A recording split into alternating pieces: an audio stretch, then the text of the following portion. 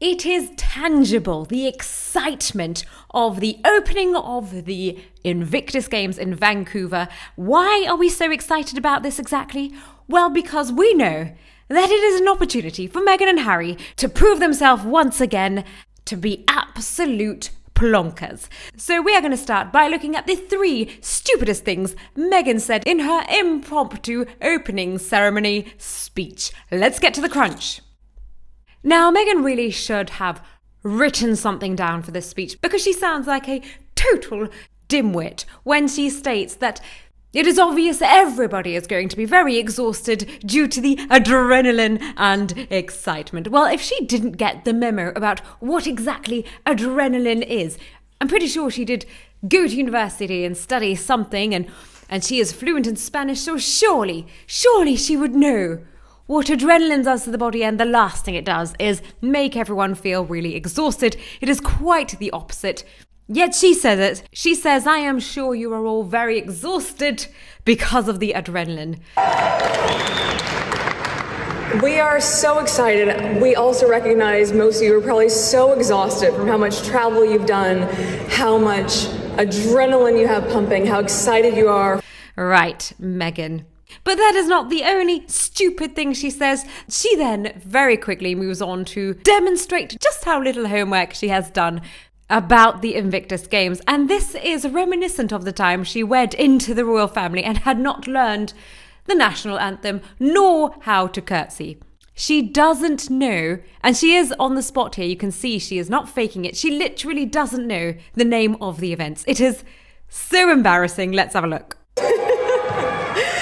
He'll be cheering you on at wheelchair basketball. He'll be going down that, what is that? Is it the luge? Oh my gosh, you guys, the thing that I will never do. Very cringeworthy, very cringeworthy. She tries to cover it up, but it is just very awkward. And finally, she goes on to tell us how invested Harry is in the games by talking about her children's lunch boxes, which is of course a hot topic at the moment due to the fact that she has no idea if a lunchbox is still a thing. Yet she's talking about lunchboxes like she knows they're still a thing. So, is that a thing? A lunchbox thing? I don't know. This is when I feel really old.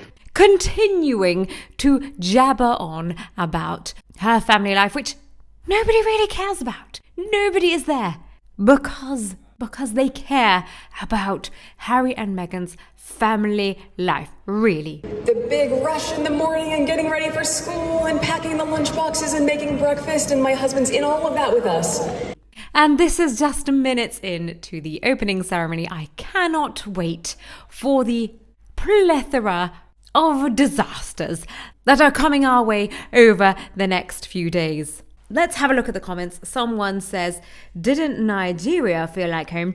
At the very beginning of the speech, she says, I wasn't planning on giving a speech, but as soon as I landed in Canada, it felt like home and I had to give a speech. No, she had to give a speech because she has literally been denied any PR for her Netflix up-and-coming cooking show series, and so she is doing everything she can to get into the limelight, to seem somewhat relevant.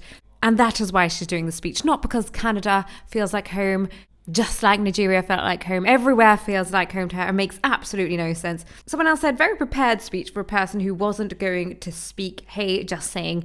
Honestly, I think her speech was awful. So she can talk. The woman can talk, but she's literally saying nothing and sounds like an absolute idiot. So I would have to disagree with you there. I think her speech was a disaster, but she did manage to ramble on for a few minutes. So I guess we can give her some credit for that. Someone else said, why is she talking? Very good question. And what is she saying?